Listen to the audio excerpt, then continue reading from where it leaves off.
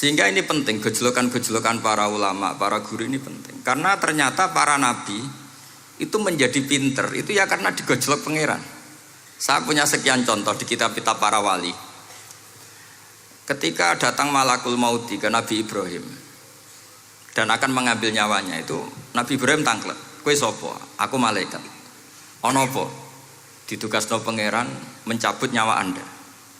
Terus kata Nabi Ibrahim, apa kamu tahu saya ini siapa? Ya tahu, Anda Khalilur Rahman, kamu kekasih Allah. Terus kata Nabi Ibrahim, hal ra'aita habiban yumitu habibah. Masa ada kekasih membunuh yang dikasih? Pasti Anda salah. Ya karena malaikat gak pernah ngaji di sini, di progresif ini. Dia tidak bisa jawab.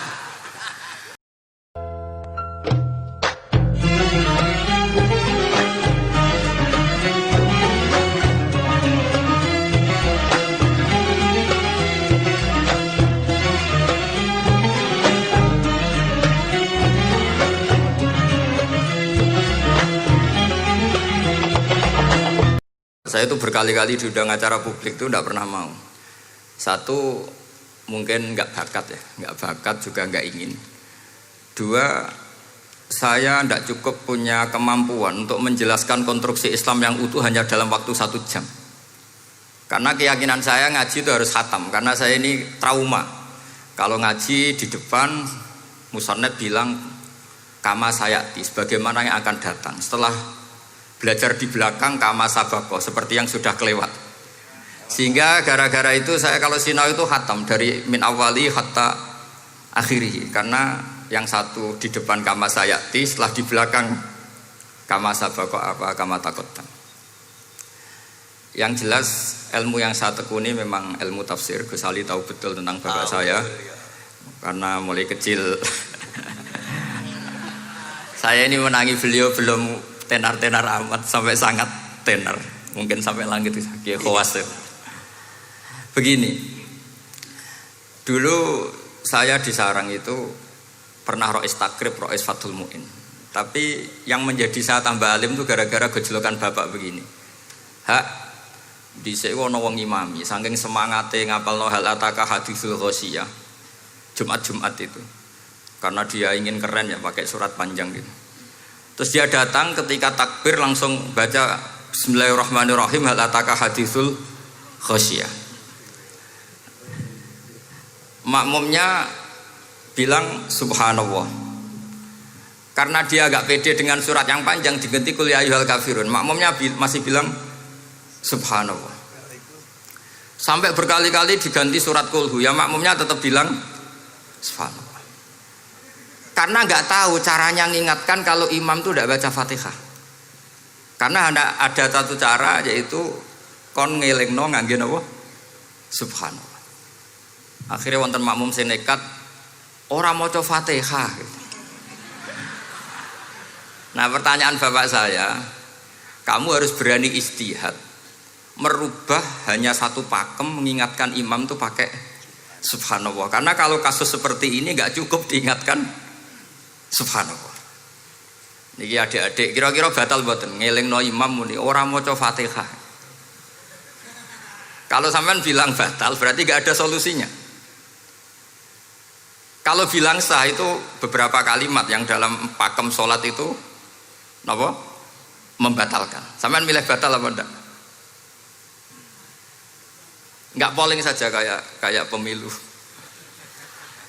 Sampai saya tuh cari-cari, akhirnya ketemu juga di kitab Mizan Kubro diterangkan oleh Imam Malik bahwa kalamul musolli, musolli itu ngomong, kalau itu manfaat, tapi jangan ditiru loh ya, dan darurat, ya, dan darurat, maka itu boleh dan tidak membatalkan sholat.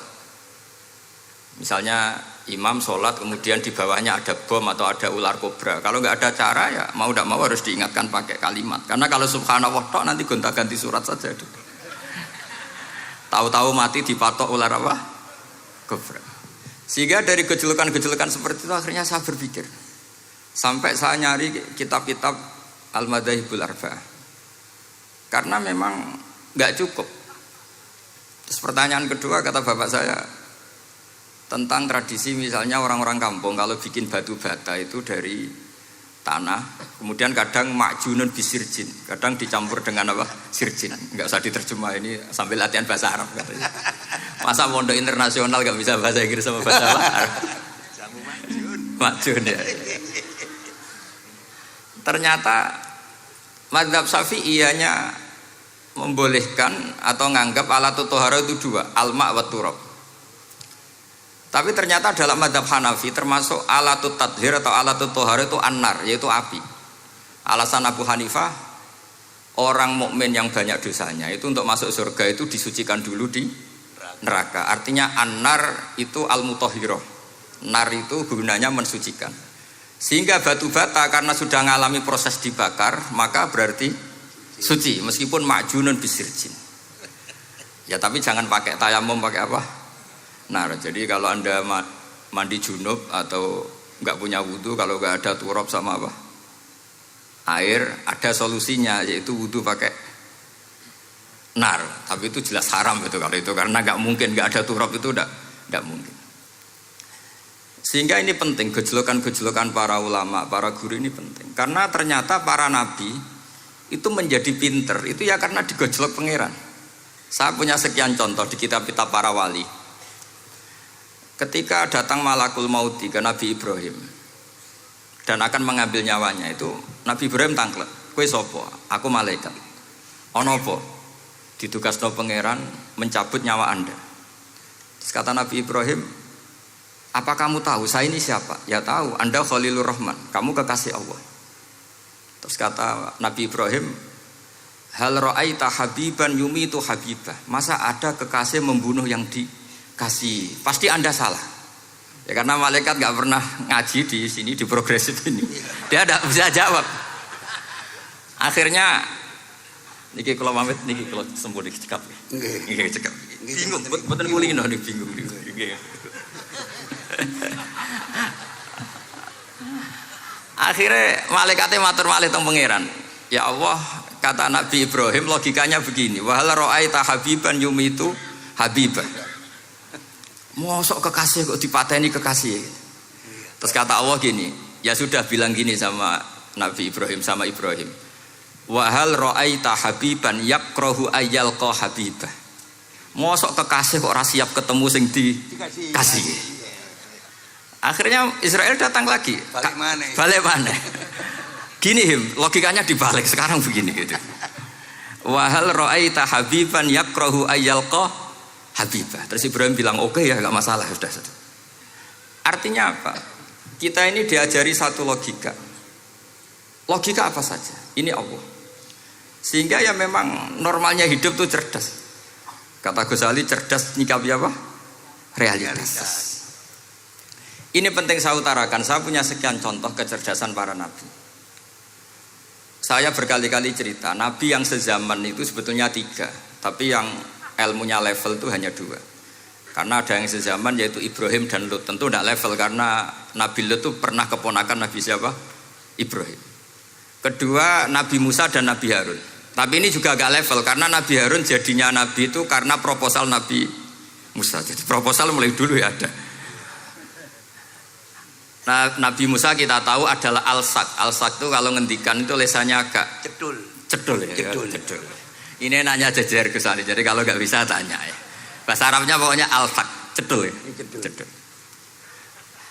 Karena masyhur ya kita tahu cerita itu Musa yang kecil itu sebeling. Itu nak digendong Fir'aun itu dijabuti jenggote.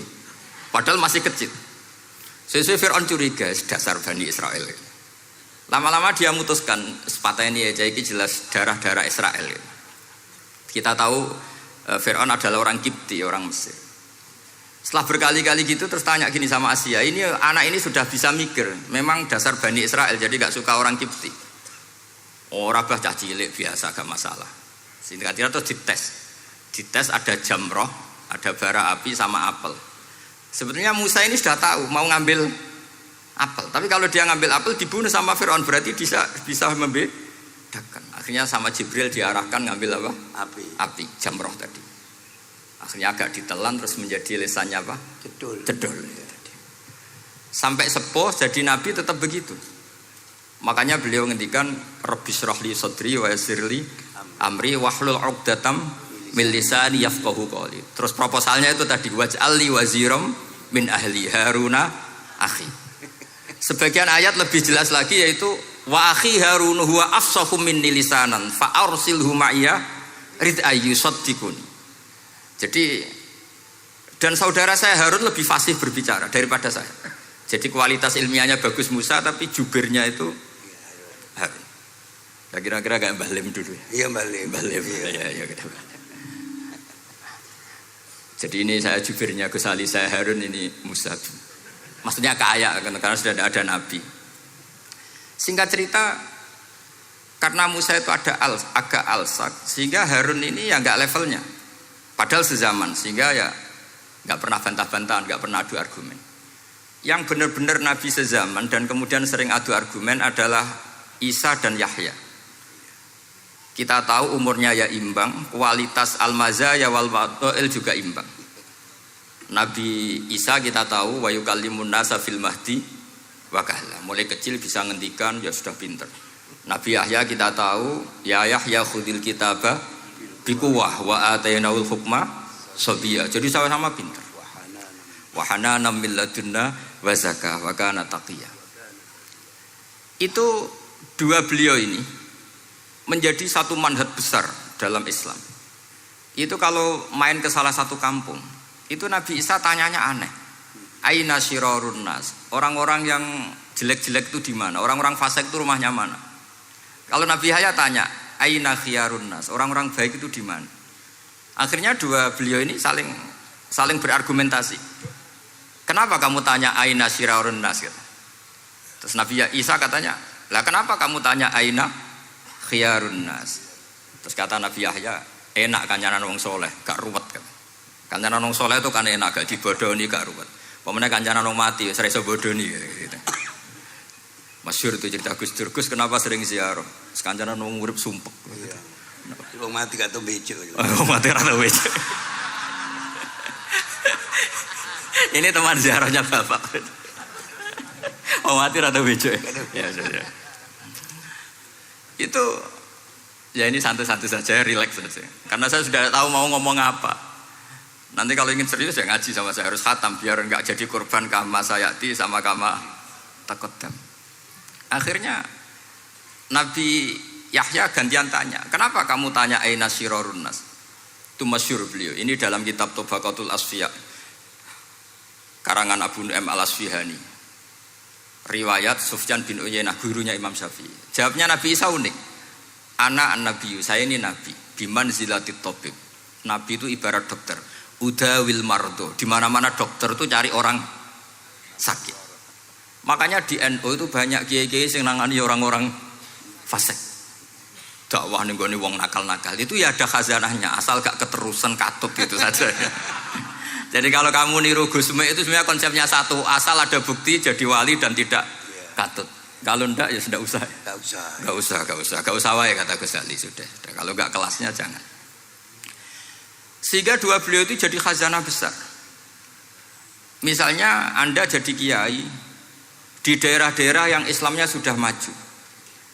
Mungkin Anda ini hanya mendapat fasilitas dari Islam. Makanya saya sendiri secara pribadi, misalnya kecelok pinter, tah ranking, tah juara musabaqah tilawatil Quran, kadang dari sekian prestasiku untuk umroh mendapat. Karena kita punya prestasi di daerah yang prestis. Sementara teman-teman kita, makanya ini kalau ada santri progresif yang nggak pinter, tak kasih ijazah, tak kasih support. Barokahnya tidak pinter, akhirnya hidup di daerah tertinggal. Barokahnya hidup di daerah tertinggal, Anda muassisul ma'had, Anda muassisul masjid. Sing prestasi hanya mendapat dari negara, yang tertinggal malah memberi kontribusi. Akhirnya apa? Lama-lama ini yang prestasi coro Jawa ngatok tomak. Saya dapat apa? Sementara yang di desa tertinggal saya bisa memberi apa? Sehingga Allah bikin wong bodoh itu ya ada rencana besar kira-kira. Jadi mau orang bodoh itu gak ada orang-orang santri yang hidup di daerah-daerah apa? Tertinggal. Aman golek prestasi, golek umroh. Terus ambisi ngimami Masjid Haram bareng. Terus kapan dakwahnya? Karena yang diburu itu mendapat, bukan memberi. Ini bahaya sekali bagi Islam. Sehingga tradisi guru-guru kita, nah santri pinter yo dilem, santri bodoh yo dilem, Santri bulet ya dilem, santri setengah bulet ya dilem sekabeh kawulane pangeran. Kok ana hikmahe dhewe-dhewe kata cerita. Tapi ini bukan justifikasi atau melegitimasi kenakalan anak-anak Anda. Ini mau cerita ilmiah. Kemudian ada perdebatan lagi. Dan ini nanti terusannya adalah al-ulama warasatul anbiya. Sayyid Abdul Al-Haddad itu masyhur. Kalau ada orang sowan ditanya, "Kiaimu nak mulang tau nangis?" Mboten nate. Lereni ngaji wek wong ngono iku. Atine atos gitu. Tapi Abdul Hasan Asyadzili kalau ada orang tamu tanya, "Kiaimu nak mulang tau guyu?" Mboten nate. Lereni wong ra iso syukur gitu. Jadi ini dua kutub besar. Siapa yang enggak tahu kewalian Abdul Hasan Asyadzili? Siapa yang enggak tahu kewalian Sayyid Abdul Al-Haddad? Nah ini kalau Gus Ali sudah dua-duanya guyu ya sering, nangis ya sering, sudah ini sudah makomen, ini sudah Majma'ul Bahrain kalau dalam ilmu tasawuf. Dan itu mirip perdebatan Nabi Yahya dan Nabi Isa. Nabi Yahya itu happy, hidupnya happy. Kayak bapak saya itu hidupnya happy. Zaman miskin saja gak pernah susah. Gak pernah susah ya. Bapak saya itu khasnya gak pernah susah. Mau meninggal saja masih guyon sama saya. Mau kapundhut itu seguyon kan. Ya seneng, ya happy saja. Jadi mirip cerita Jalaluddin Ar-Rumi. Beliau mau kapundhut, muridnya nangis semua, marah-marah dia. Kamu murid-murid yang bodoh. Saya ini mau ketemu kasih kamu tangisi. Ayo joget semua. Makanya kalau ada orang mati kok ceria itu karena madzhab Jalaluddin apa? Ar-Rumi. Masyhur itu. Ini malam pengantin saya, kenapa kamu nangis? Makanya jadi mitos kalau mimpi jadi manten tuh mau mati. Karena kalau Jalaluddin Rumi istilahkan kematian itu adalah pengantin. Umar bin Abdul Aziz, salah satu khomisul khulafa masyhur itu. Ketika mau kapundhut orang nangis semua juga dia marah. Memangnya saya mau kemana kok kamu tangisi? Ila khairi madhubin ila khairi rahimin, ila arhamir rahimin. Timbang kumpul kon sumpek. Atok mati katanya. Memangnya saya mau kemana kan? Ila khairi madhubin ila, ke zat yang terbaik yang kita tuju. Ini mirip Nabi Yahya. Sehingga Nabi Isa ngejlok, mali aroka dohikan ka'annaka ta'manu min makrillah. Kamu kok sering senyum, sering guyu, ngakak-ngakak, seakan kan kamu tuh tidak pernah akan kena siksa. Nabi Yahya gantian balas, mali aroka abisan ka'annaka taqnatu min rahmatillah. Lah kamu merengut terus koyo ora ono rahmate pangeran saja. Ini terus jadi madzhab antara Abdul Hasan Asyadzili dan Sayyid Abdul Al-Haddad. Sayyid Abdul Al-Haddad juga diikuti banyak kiai. Itu kalau habis sholat tuh masih susah, diterima enggak, sholat kita makbulah apa enggak, puasa kita makbul apa enggak, sujud kita makbul apa enggak. Tapi kalau Abdul Hasan Asyadzili, kalau ada orang tanya gitu dimarahin. Sujud kula ditampi boten ya Sayyid Abdul Hasan Asyadzili. Gak usah mikir ngono, ditegir sujud wis luar biasa. Orang geruang ditegir sujud, gak usah mikir ditampa ta ora. Loh iya, ketika kita nanti ketemu Allah, prestasi betul gak pernah sujud itu. Sebagai hamba kita bangga pernah sujud, terus gak penting ditampa ta ora. Bahkan kalau anak-anak muda ini kepengen ditampa niate elek. Ditampa digajar pangeran terus mlebu swarga terus sama bidadari gitu. Jadi muni ditampa tapi pikirannya sudah ngayal macam-macam. Kalau madzhab Abdul Hasan Asyadzili tidak. Sehingga kitab hikam, kita tahu kitab hikam itu adalah dikarang Ibnu Athaillah As-Sakandari, dia muridnya Abdul Abbas Al-Mursi, dan ini terus muridnya Abdul Hasan Asyadzili. Itu cerminan Syadziliyah murni. Ya saya ulang lagi, itu cerminan Syadziliyah murni. Sehingga beliau ngendikan masyhur itu, qalilul amali ma'a syuhudil minnah minallah khairun min kasiril amali ma'a ru'yatit taqsir. Jadi amal sedikit tapi yakin itu anugerah Allah, lebih baik beramal banyak tapi masih merasa salah karena ra ono syukure. Makanya bapak saya Gus Ali ana wong abangan gelem salat, gak tahu gak disahno sah terus. Ketika ada orang fikih marah-marah tapi rubah gedang, wes rubah gedang lah, pokoknya sah terus. Pokoknya sah terus. Ini sangat-sangat sadili berarti. Ini penting saya utarakan supaya khazanah kita itu tidak pernah habis. Karena al ulama warasatul anbiya. Nabi tidak dawuh warasati, tapi warasatul anbiya. Sehingga semua watak para nabi sebelum Rasulullah Shallallahu Alaihi Wasallam itu semua tercermin pada umatnya Rasulullah Shallallahu Alaihi Wasallam. Cerita paling terkenal tentu Asra Badrin. Tawanan-tawanan perang Badarin mau diapakan? Rasulullah istasyara Abu Bakrin. Terus kata Abu Bakar, Itu keluargamu ya Rasulullah. Hum ashiratuka, hum aqaribuka. Ya maafkan saja. Terus ditanya Umar, menurut kamu gimana Umar? Itu kan orang-orang yang ngusir engkau ya Rasulullah. Yang dulu ingin membunuh engkau, sekarang ketangkep ya bunuh, kok repot. Apa kata Rasulullah?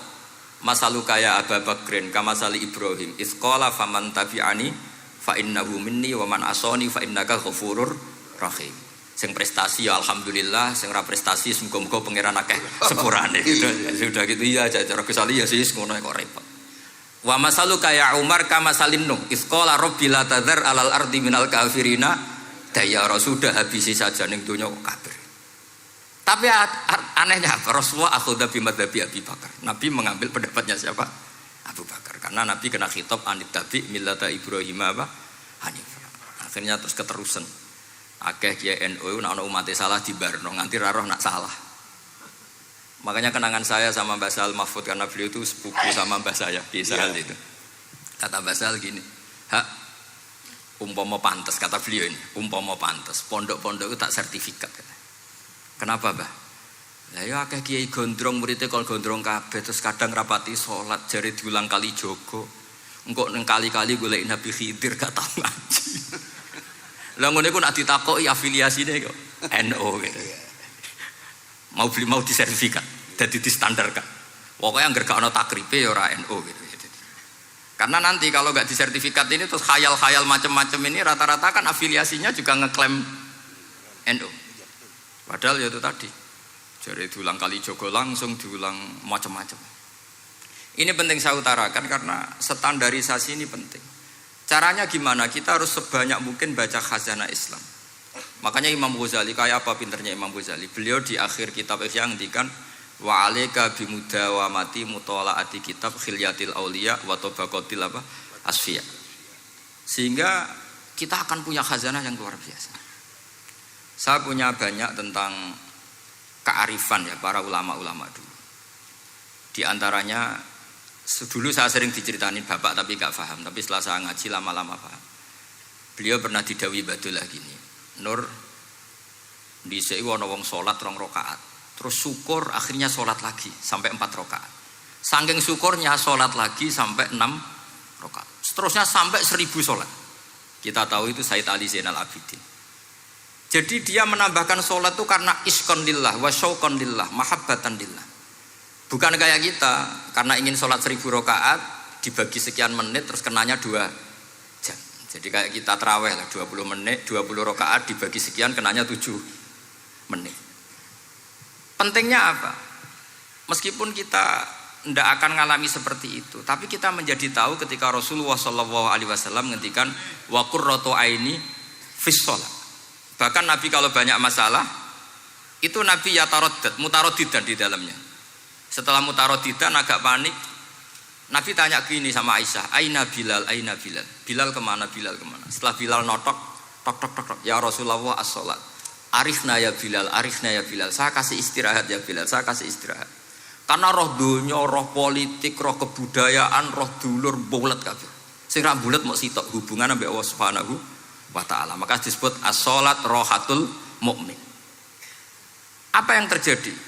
Ashabu Rasulillah ketika Sayyidina Umar ditusuk oleh Abu Lulu al-Majusi, tentu pakai kira-kira ya panah yang kayak pancing. Jadi kalau sudah dimasukkan kadu cabut itu sakitnya minta ampun. Apa kata Umar? Nanti cabut ketika saya sholat. Karena sekali sholat dan setelah itu dicabut nggak terasa. Ya, kalau sholat kita ada nyamuk ya sudah. Ini penting saya ceritakan sampai ada wali ditawarin Allah, silahkan masuk surga, tanya, "Ya Allah di surga ada sholat enggak?" Kalau udah ada sholat enggak lah katanya. Karena dia enggak bisa membayangkan nikmat tanpa sholat. Sehingga penting sekali kekaguman-kekaguman ini. Ketika Sayyidina Umar wafat, di antara yang pertama ditanyakan adalah yang bunuh saya siapa? Itu Hulamul Mughirah, Abu Lulu al-Majusi. Beliau spontan langsung ngendikan gini, "Alhamdulillah alladzi ja'ala maniyati biyadi rajulin lam yasjud laka sajdatan tuhajuni biha yaumal qiyamah." Matur nuwun Gusti, saya dibunuh oleh orang yang enggak pernah sujud. Kalau saja dia pernah sujud, saya tidak berani maksudkan dia. Jangan-jangan sujud itu engkau terima kemudian dia min ahlil jannah. Kayak apa pentingnya kenangan sujud? Rasulullah juga pernah ngendikan nanti kalau dunia sudah ruwet, as-sajdatul wahidatu khairun minad dunya wa ma fiha. Satu sujud lebih baik ketimbang dunia seisinya. Karena itu kelayakan kita sebagai hamba. Makanya Abu Hasan Asadili ngendikan, sudahlah kafal amilina jazaan an radhiyakalaka ahlan, sudah ditakdir ngamal sudah harus syukur. Kok mikir ditompo ta ora usah, gak penting. Itu madzhab Abu Hasan apa? Asy'ari. Dan itu ditiru para kiai-kiai kita. Madzhab Said Abdul Haddad juga ditiru kiai-kiai kita. Sehingga sedekah Rasulullah ketika ngendikan al ulama warasatul anbiya. Ini penting saya utarakan karena khazanah kita biar tetap kaya. Makanya masyhur dalam Manaqibul Ghazali kita tahu Imam Ghazali itu orang yang luar biasa, pengarang Ihya. Saya punya banyak karangan beliau, Al-Arba'in Al-Usul. Tapi yang paling saya cintai tentu Ihya, kitab Mustasfa, kitab Qawaid Fikih itu Usulul Fikih. Manaqibul Ghazali adalah Rasulullah pernah jejer Nabi Musa. Terus Rasulullah ngendikan ulama ummati ka anbiya'i Bani Israel. Terus kata Nabi Musa, yang benar saja, masa ulama kok kapasitasnya kayak Nabi, apapun hebatnya itu enggak mungkin lah kapasitasnya kayak Nabi. Terus kata Rasulullah, ya sudah buktikan saja. Terus dipanggillah Imam Ghazali. Ketika dipanggil, ini katanya Ghazali katanya. Ditanya sama Nabi Musa, siapa namamu? Ana Muhammad bin Muhammad Al-Ghazali At-Tusi Asy-Syafi'i. Mau jawabnya panjang. Terus kata Nabi Musa, kecangkeman gitu, cara Jawa itu kecangkeman, ditakoki jeneng kok jawabnya kakean.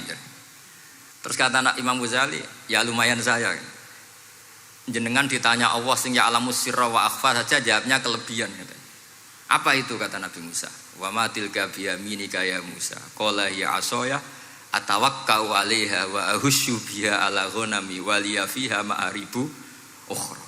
Jadi Nabi Musa ditanya, sing mbok gawa iku apa? Ini tongkat saya, tak pakai ini, tak pakai ini, tak pakai ini. Jadi masih banyak kelebihan jenengan timbang saya. Akhirnya fa'aqarra Nabi Musa ini ikrar bahwa benar-benar ulama Rasulillah itu keambiai Bani apa? Israel. Jadi khazanah-khazanah kecerdasan gini ini penting. Sehingga ketika ada kemacetan fikih, ada kejumudan fikih, tugas kita adalah memecahkan kejumudan itu. Misalnya begini, ini yang sering dilakukan Bapak saya dan Gus Ali. Kancanan wong fasik hukumnya piye? Ya ora oleh, wong kok kancanan wong fasik.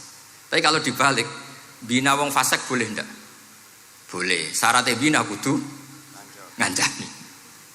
Jadi dibelokkan gitu aja sudah rubah. Hadza huwal fiqh. Yang dikatakan fikih ya seperti ini. Tapi orang-orang yang enggak ngerti detailnya fikih, apalagi usul fikih, fikih itu menjadi rumit. Makanya ahli sunnah itu luar biasa. Ada orang mati karena narkoba atau karena apa itu? Oplosan. Itu kiai cokre. Itu kiai alim biasa datang. Itu ya biasa mempersaksikan, nggih mayite sae nggih. Nggih. Padahal orang itu enggak percaya ini orang mati cokre kok apa? Sae. Padahal dia di kiainya bilang gini, wis sae saiki wis iso nakal katanya. Maksudnya saya sudah mengakhiri semua kenakalannya lewat apa? Lewat kematian tadi. Karena itu doa Rasulullah. Rasulullah itu kalau ngendikan itu luar biasa. Allahumma ij'alil hayata ziyadatan li fi kulli khairin wal mauta rohatan li min kulli syarrin. Ya Allah, jadikan hidup ini ziyadatan li fi kulli khairin. Jadi anggap saja kalau hidup itu berarti potensi tambah baik. Anggap saja kalau mati itu akhir dari segala keburukan. Berarti orang cukri ini mati itu baik apa buruk? Baik, karena dia sudah tidak bisa buruk lagi. Makanya saya. Nah ini khazanah yang luar biasa. Karena tadi kematian adalah ar-rohah min kulli apa? Syarrin. Nah ini sesi kedua, mungkin ini tinggal seperempat jam atau setengah jam. Saya ini karena biasa ngomong lama. Saya mau menerangkan kalimat tauhid. Ini penting sekali. Kalimat tauhid itu kata Ibnul Qayyim Al-Jauziyah dalam kitab Zadul Ma'ad. Ini kitab kesayangan Sayyid Abdul Al-Haddad. Sampai beliau ngendikan, ya laitani minha iddatan nusakhin li uhdiyaha ila tullab. Semoga saya punya naskah banyak yang mau saya hadiahkan ke santri-santri. Saking pentingnya kitab apa Zadul Qayyim. Itu beliau mengartikan la ilaha illallah itu luar biasa. Kalimat ini adalah kalimat super. Allah bikin surga juga demi kalimat ini. Siapa yang menerima kalimat ini maka masuk surga. Yang menolak kalimat ini maka dimasukkan neraka. Kita tahu neraka itu kalau ada batu dicemplungno, itu sampai ke bawah itu nunggu 70 tahun. Kayak apa kedalamannya? Bego siapa saja tidak akan bisa itu bikin apa? Neraka. Karena kalau batu dijatuhkan nunggu 70 tahun itu sampai kok riha. Itu dibikin juga untuk orang yang menolak la ilaha illallah. Kemudian karena manusia butuh latihan, dibikinlah langit dan bumi supaya didiami manusia untuk menerima konsep la ilaha illallah. Karena manusia butuh pelatih, diutuslah para rasul untuk melatih la ilaha illallah.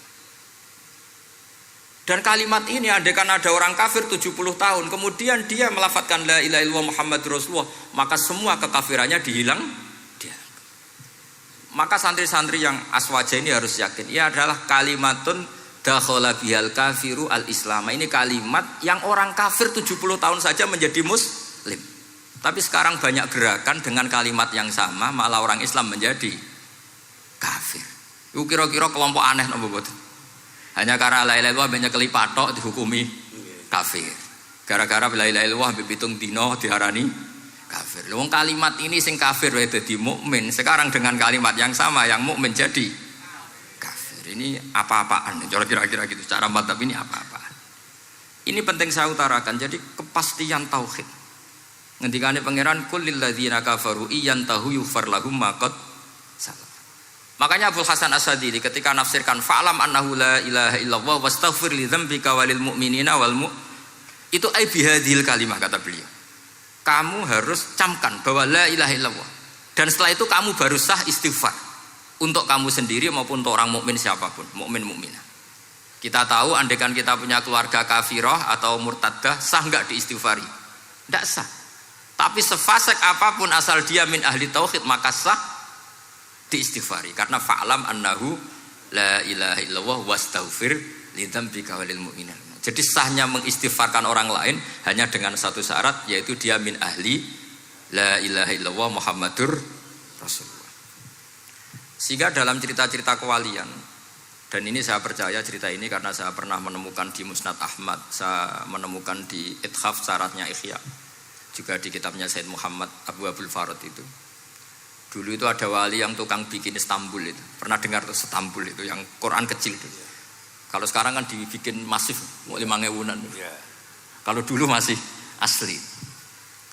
Itu Kiai Sarbini itu kayak Mbah Khalil Bangkalan. Jadi karena dia orang penting itu, nak diundang orang itu, ya engkau nak ditakoki pangeran muni rombongan. Jadi kayak Mbah Khalil juga Mesir gitu.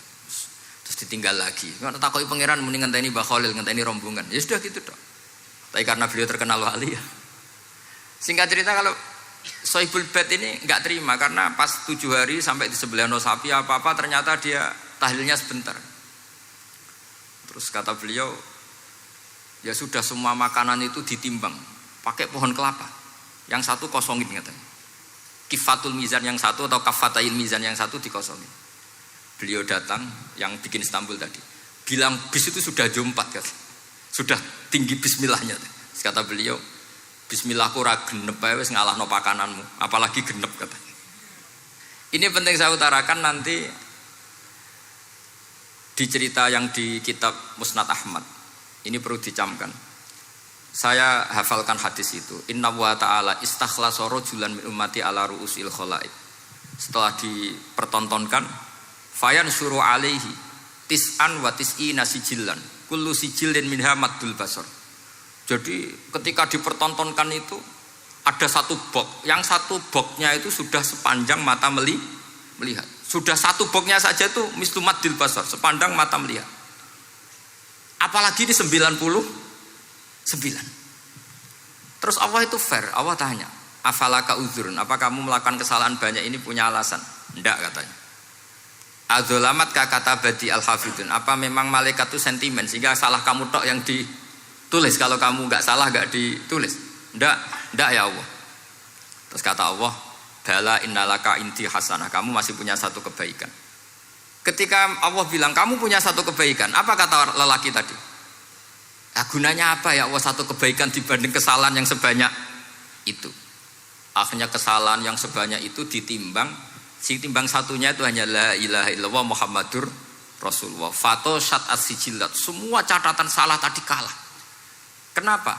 Fala yaskulu ma'asmillahi ta'ala syai'un. Karena di dunia maupun akhirat tidak ada yang bisa mengalahkan kalimah thayyibah.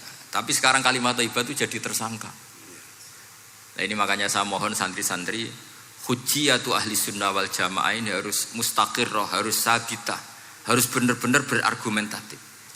Sehingga kita tahu setahu-tahunya bahwa kalimat ini adalah kalimat yang orang kafir saja menjadi muslim. Masa dengan kalimat yang sama orang mukmin menjadi kafir.